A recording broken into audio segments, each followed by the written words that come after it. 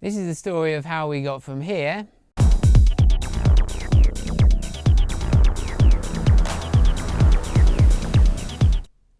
to here.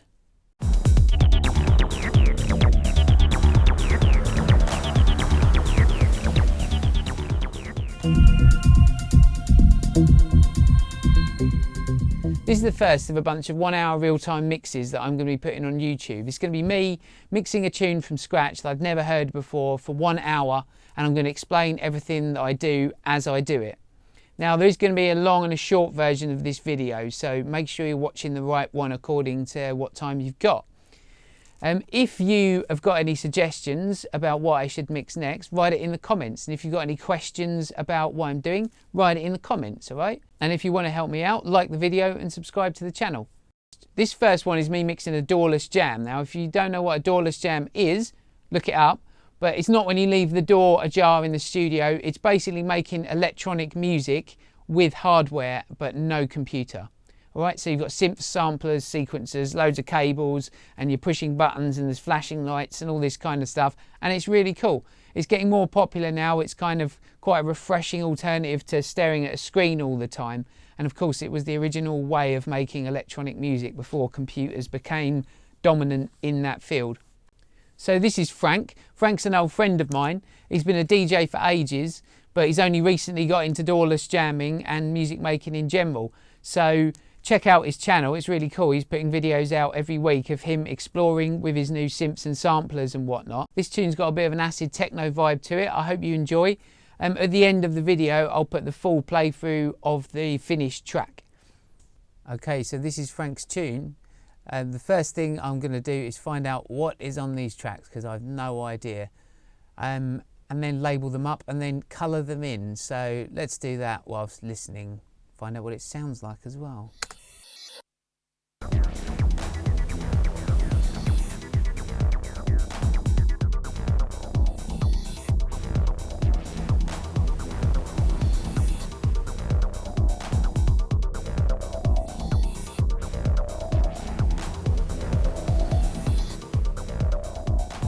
Okay, so the first thing I'm noticing is that there's a lot of overlap in the mid-range and especially in the low mids, and there doesn't seem to be a lot going on in the upper mid-range area. So it's a case of finding out what's important to be in those ranges and what isn't, and allowing the sounds that are important to come through, and the ones that aren't, kind of suppress them in that region and let them flower out in a different region perhaps.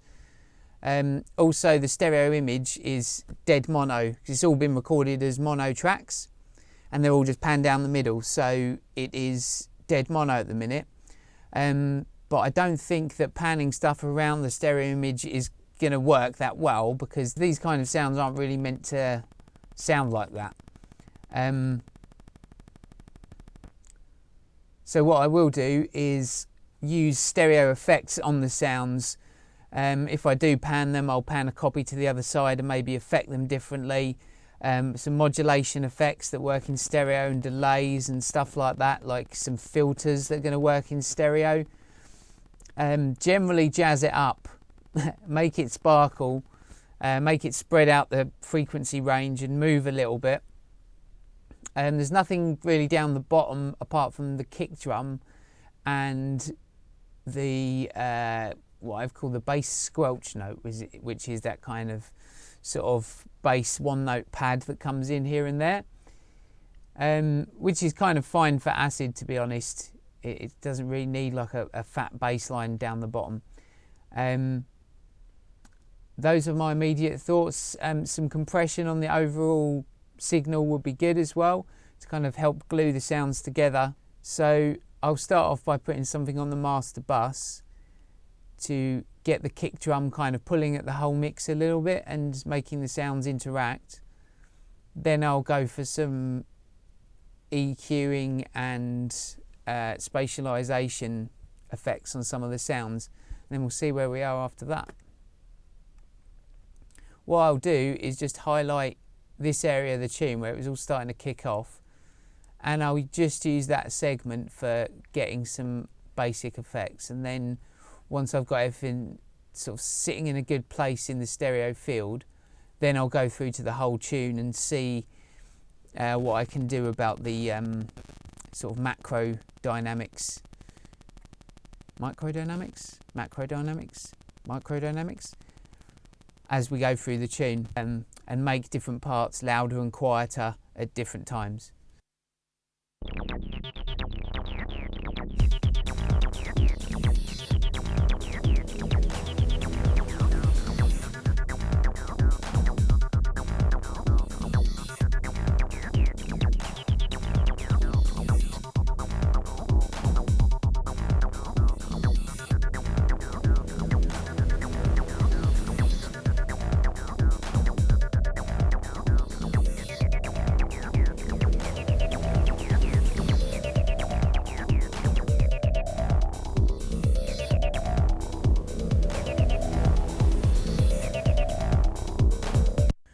So you can see there, this plugin's quite handy actually, the API 2500 clone, because it's got a automatic makeup gain on it.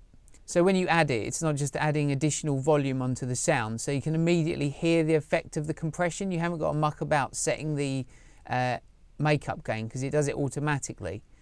So when you turn it off and on, the volume is the same.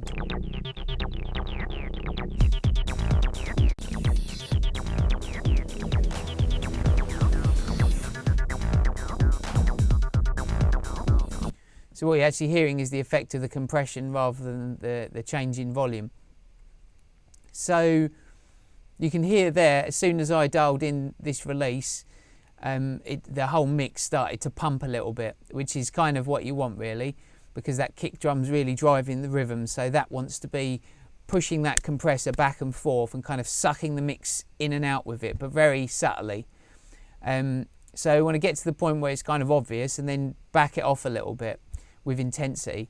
But first of all, yeah, it's just setting this, I'll set the attack to 30, so it's nice and long, ratio of 3, and then I'll bring the release back in from 2 seconds. It's probably going to be there where I left it there. So you want the compressor to attack the kick drum, and then by the time the next kick drum hits, you want the release to be short enough so it's opened back up and it's no longer compressing when the next kick drum hit sound. That'll give you that kind of back and forth.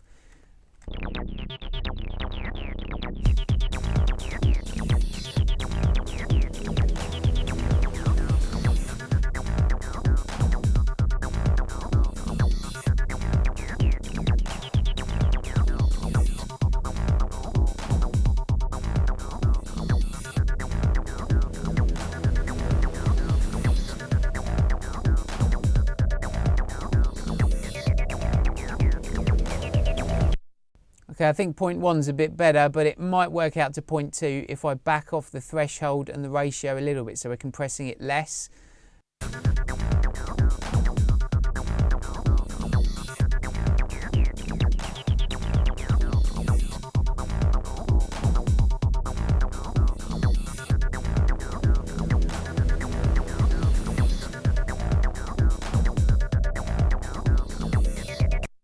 I'm liking it on 1 there, I think, because of the ghost notes and things on the kick, or the double hits on the kick. I think if you go up to 200, it starts losing them out.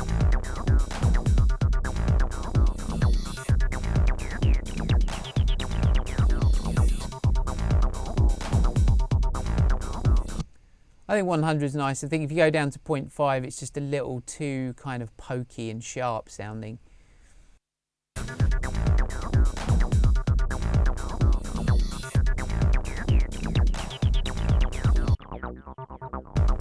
This acid sound, I'm going to let it sit in the middle, this, because it's sort of one of the key components in this type of sound. But what I'm going to do is brighten it up a little bit and add a little bit of reverb into it, and maybe some subtle delay to kind of make it sound like it's filling up the sound space a little bit more. But I'm not going to sort of send it wide or anything like that. So let's try that next.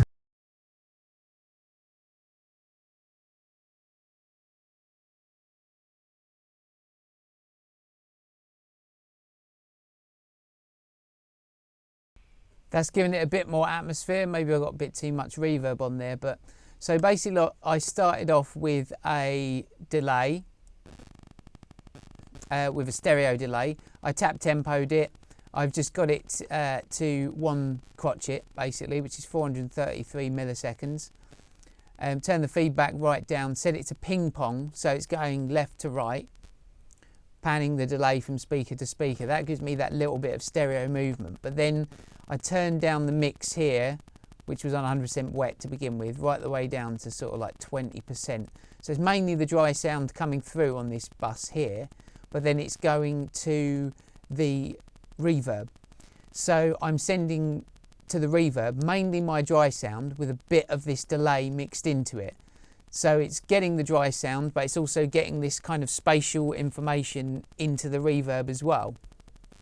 And then on top of that, I've put a 1 knob driver. Well, here's my reverb. It's kind of slightly trashy sounding reverb, which I quite like for that kind of thing. And this 1 knob driver, which is basically just a bit of overdrive. So essentially it's a kind of overdriven reverb, which sounds like this.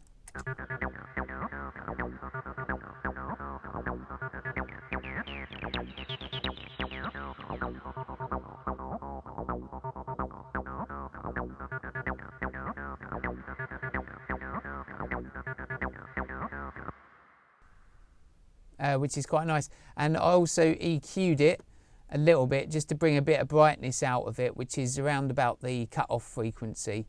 I'll probably come back to that EQ a little bit later, but that'll do for now. It gets it kind of poking out in the region that I want it. So essentially this is the central feature of the tune, like after the drums.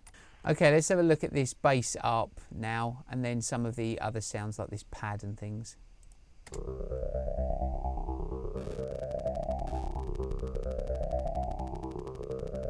You can hear quite a lot of mid-range information in there.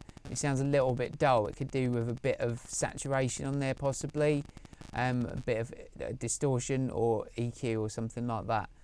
I don't think I want to pan this one around too much at the moment. Keep it quite central and kind of make it slot in with the drums a little bit more.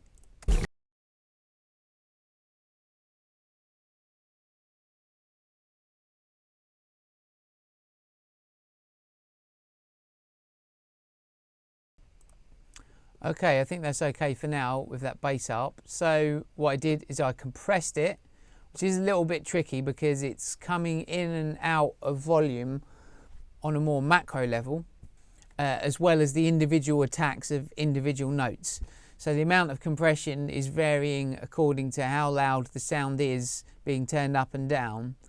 So it made it tricky to judge where to set the compressor really. So I was basically just twiddling the dials and using my ears essentially, trying to set attack and release times that sounded good, while making sure that it's always compressing at least a little bit, even when the sound itself is being turned down. So essentially every attack of the bass is being dealt with by the compressor in some way. And that just evens it out nicely, and it sort of brought it up with the drums and kept it consistently there. Then next up, I put this PrigTech EQ on there, which is a really nice characterful EQ. There's nice fact, yeah, adding. All I did with that was boosted it by 5. I don't know if that's 5 dBs. I don't think it is. I think that's just 5 out of 10 of how strong it can be. So it's at 5 and at 100 hertz. So that's just giving it an overall low end boost. And then I've gone in afterwards with a Pro Q EQ to do more detailed EQing. So this is just giving us a general low end vibe, and then this one's doing all the detailed work. So I've scooped out a massive bit of mids there because it didn't need to be there really, to be honest. And it's just clogging up the sound of the other instruments. Swept it down the bottom so there's nothing below 40 hertz. I cut out a little bit here for the kick drum, which is 70 hertz. It seemed to be where it was wanting to be cut out. And then I thought about raising it there, but I didn't in the end. I've turned that one off, so that's not doing anything. And that got us from here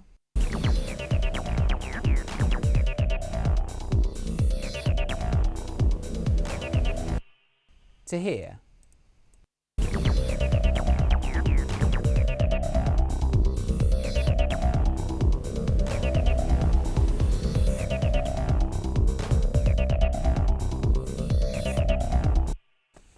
Okay, so we can move on now with some of the other sounds. What's catching my attention next is the drums, mainly the hi-hats. Now that we've brightened up other areas, they're sounding to sound like they're sitting back a little bit, and I want those hi-hats like much further forward than they are. So sharpen them up a little bit with some EQ. I'm not sure if the drums need compression, to be honest, because the compression on the main bus is acting mainly on the drums. But other than that, it will be time to get some stereo sounds going on with some of the other layers.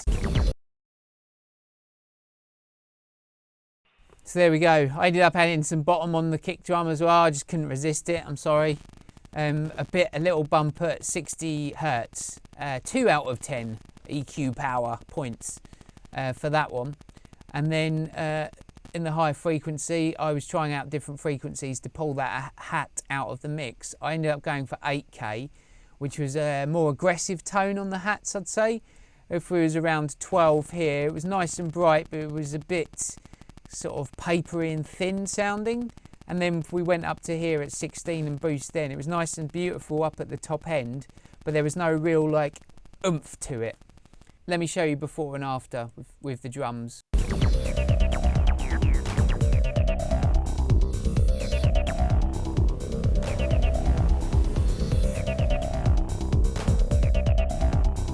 So it's really squished the kick drum down into the bottom of the sound stage, and it's pushed the hi-hats up.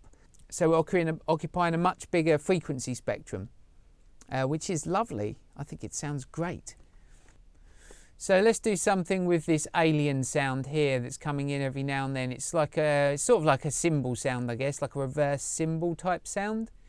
So let's see what we can do with that. I'm not entirely sure what I'm going to do with it other than push it around the stereo image and try and make it sound interesting. So let's see what I come up with.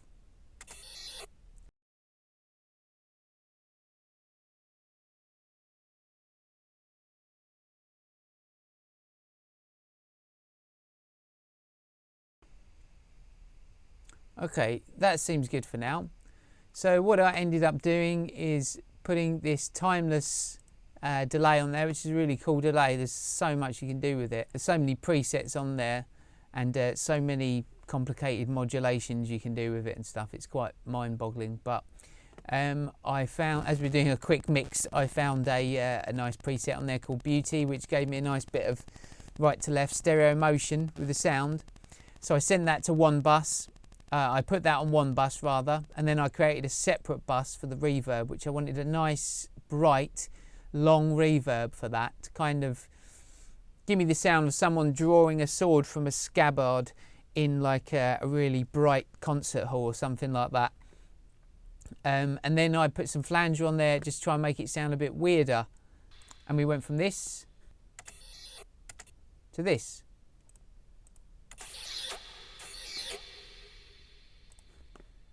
In the context of the mix, that gives us a nice big space that we're in. It gives us that feeling. And because it's not constantly happening, it's a nice extra dimension of interest to the tune.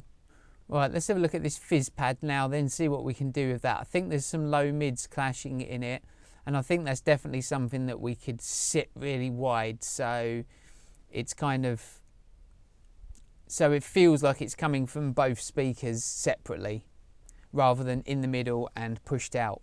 A few different ways that we can do this.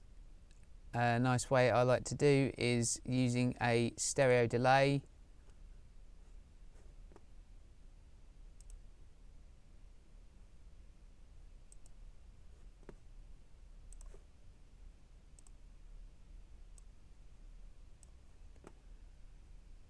Turn the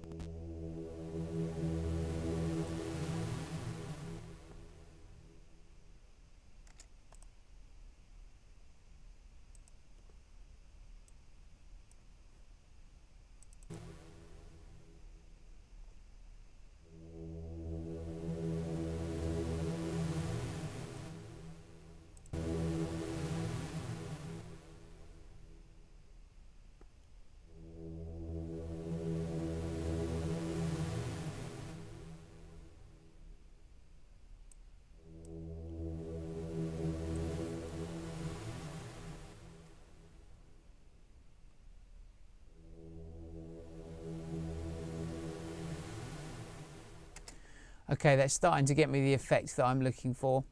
And what I did there was get a dual mono delay. When you're setting it up, use couple, so then it will use the same settings on left and right. So essentially it's acting like a normal stereo delay. But when you've got the right settings in the right area, which for me was a very short feedback and a very short delay, because I don't really want a delaying effect. I'm just using it as a means to separate the time of arrival for the sound in either speaker, to give it a sense that it's coming from there and there rather than there. So once I got that ballpark, then I uncouple and then I slightly unset one of the delays so it's out of sync, just the delay time, so it's out of sync with the other delay, and then that starts to give you two separate sounds rather than one. Let me show you. So there they're set the same.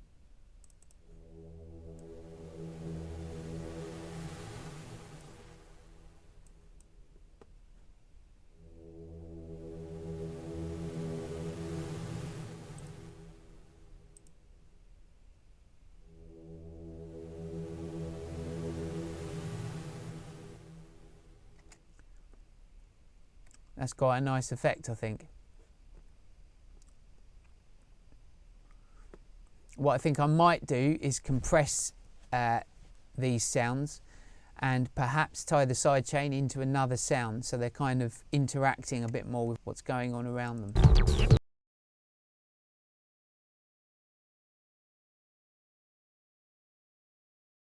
Okay, that seems good for now.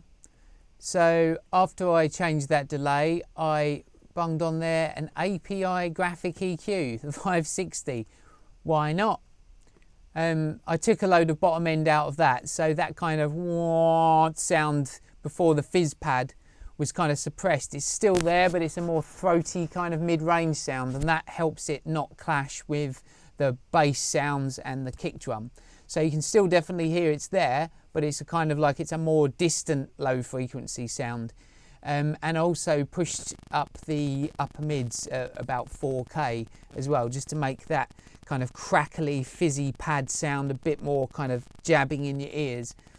And then after I bunged on there this Arturia FET 76 compressor, again, why not? It's not the kind of thing you'd associate with this style, but it sounds quite smooth and I like it, so I put it on there, and that kind of helps it kind of stay in the forefront of the sound field. So yeah, I want it quite ear grabbing, so it does that job. So let's try before and after. First of all, before.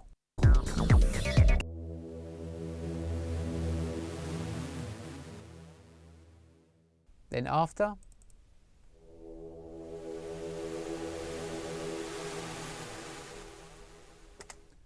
You can see it's a lot more intense, and in the mix it kind of sits a lot better and you can hear everything that's going on.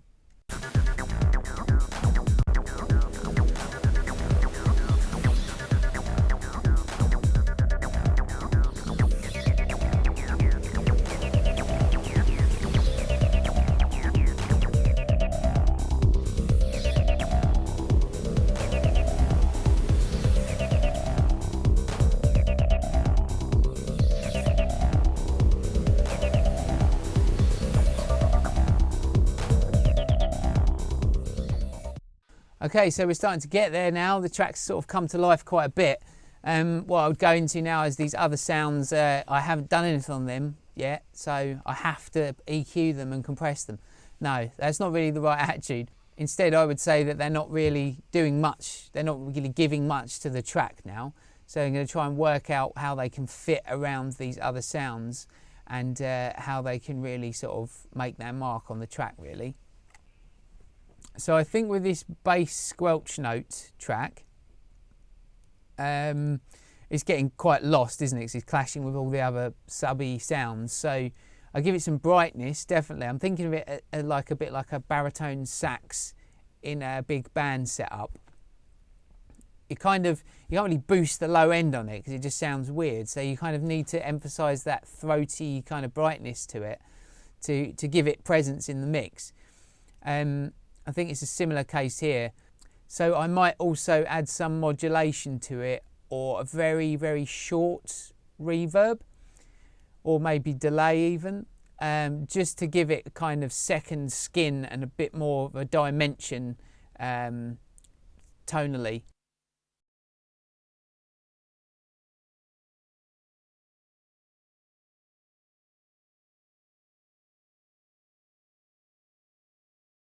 I think I've done what I can with that for the time being. I think it's going to be the type of sound that you call sort of bringing in and out when it's most needed, really, because during these dense sections it's really hard to get a sound like that to cut through with all the other kind of bassy sounds. Oh, so what I did on this bass note, I compressed it first of all with this same compressor, used the attack and release settings to get that brightness at the front of the note.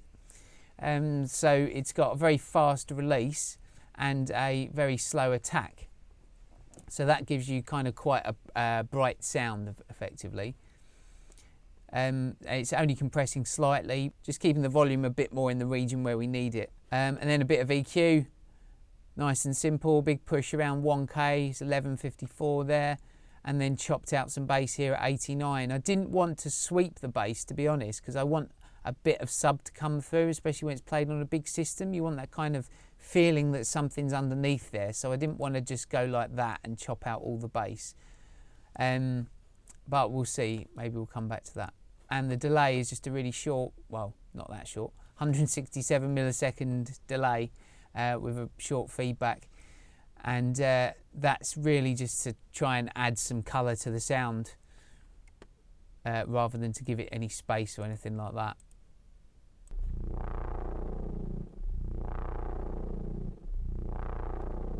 And then here's before.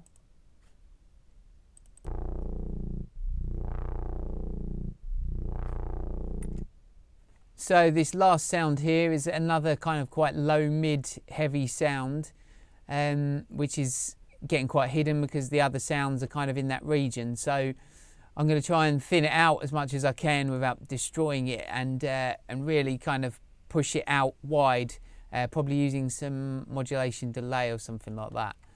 So let's have a little go at that.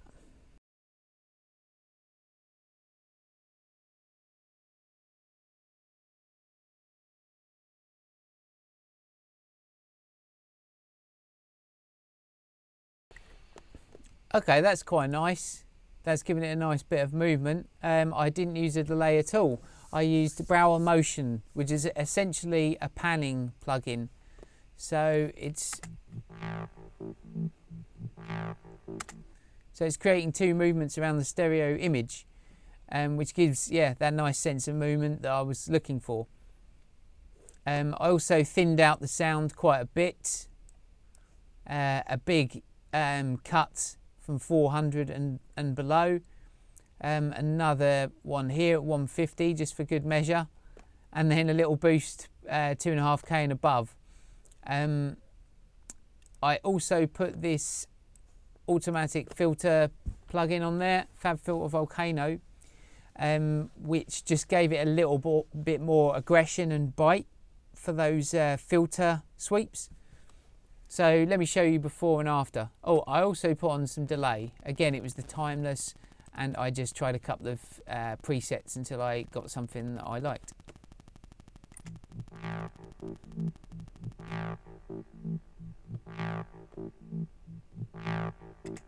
It's before. After, sorry. Here is before.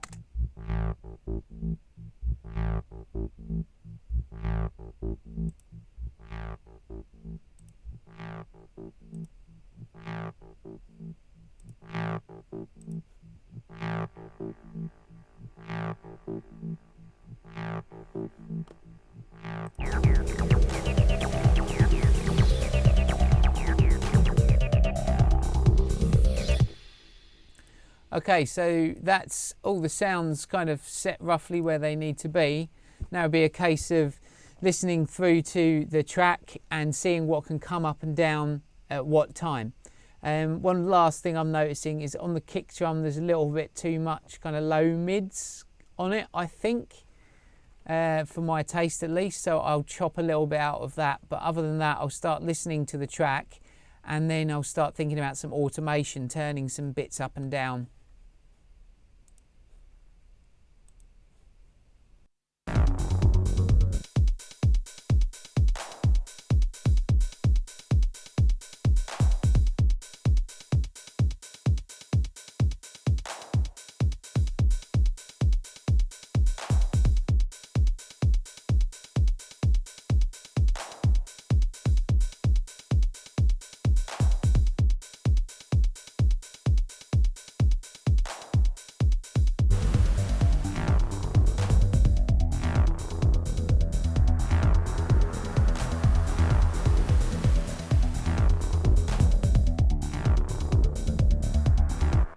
Okay, that's cleaned the kick up nicely, just that little touch there, and it's given it a bit more space. It's made the kick feel a lot more impressive.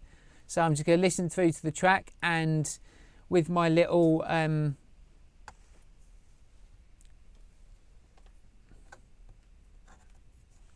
so I'm just going to listen through to the track and try and write some automation as I go.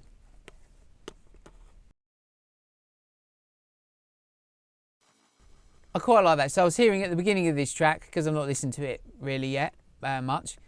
It's yeah, it's a bit bland compared to these sections here where there's not much going on. So I'm adding in some effects on the hi-hat just to come in for the beginning of this, just to add a little bit more interest and a bit more dimension to it. So that's not something I'm going to have on through the whole mix, but I'm just setting something up, now to automate.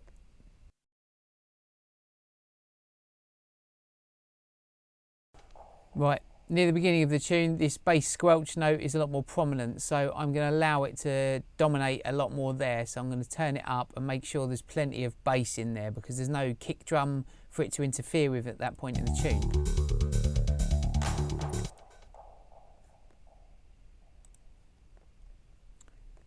The way I will do that is with automation. So here's the bass that I've chopped out of it. What I'm going to do is turn that off, and I'm going to keep this brightness for now, but then I'm going to go to the point in the tune where I want this to kick in, and then I'm just going to turn it on at that point while I've got it on latch here. So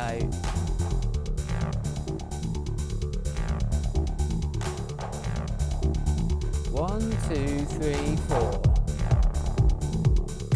Right, so now from that point on we've got this low cut in, but before here it's not going to be there anymore.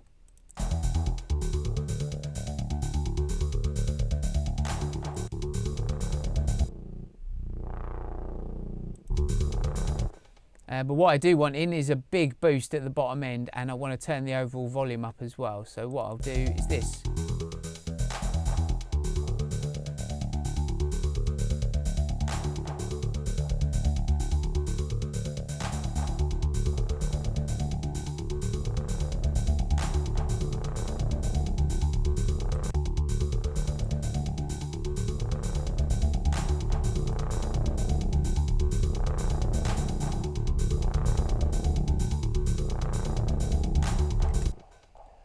Cool, that's more present now where I want it, so I'll go to the end of this intro and turn those bits off that I've just added there.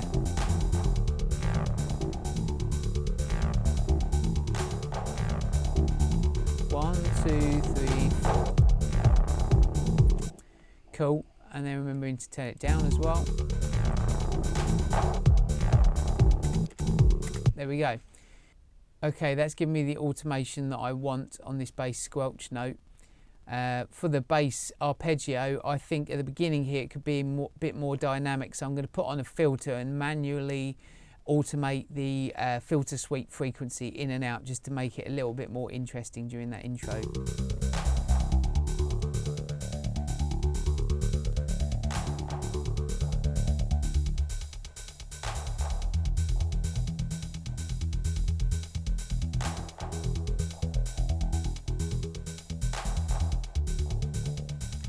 Also think it could do with some reverb or something like that, but let's give this a go.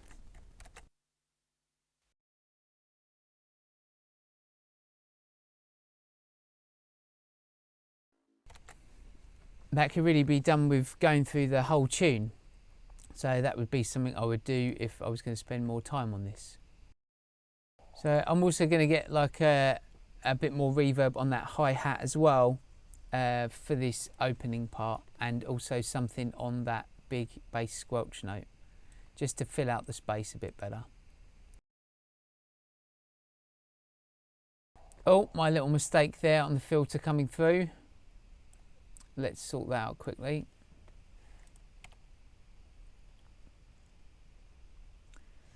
So we can see where that is. It's just where the resonance, which is also called the peak, went over some threshold and started feeding back. There we go, that's sorted out. I like the sound of this reverb on the bass squelch note, so I think I'm going to automate that in and out, to be honest. I'll leave it on some nominal level. I like the idea of letting the attack come in dry and then whacking up the bus as the sound peters out or sustains. Let's automate that.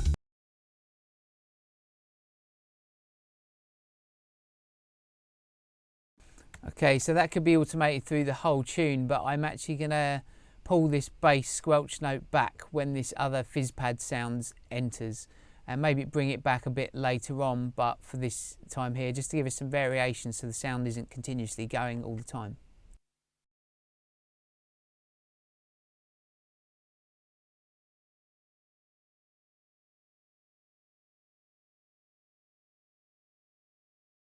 So what I've done there is I've just added a little effect, saturation effect onto the drum kit.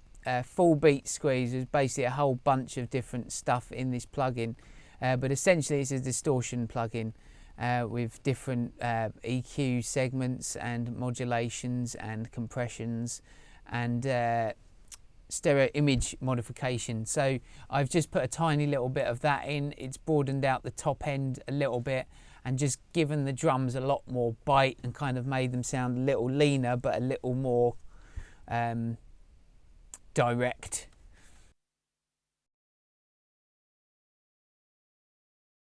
Okay, now I've got to this point, more or less looked at everything in the tune, give it one pass, and that's basically an hour that I've spent on it now. I would simply go through and start kind of tidying up what I've done already and seeing where I can enhance different things that I've done, or if I've gone too far, kind of rein it in a little bit, and that would be it really. Then I'd have a first version of the tune done, which take an hour or 2 hours, and then listen to it and come back to it later, maybe make some adjustments after I listen to it on a stereo or something like that. But hopefully that gives you an idea of roughly what you can do with this kind of DAWless jam output.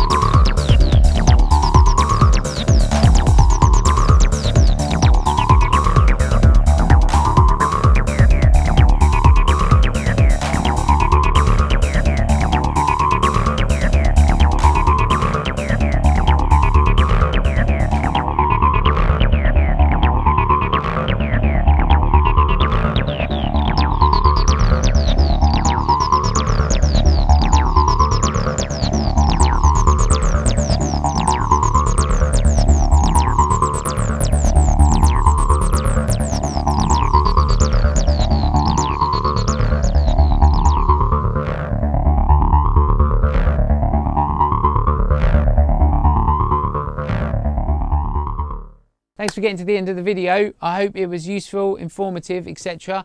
Please subscribe to the channel and click like. That would help me out a little bit. And I'll see you later. Take care.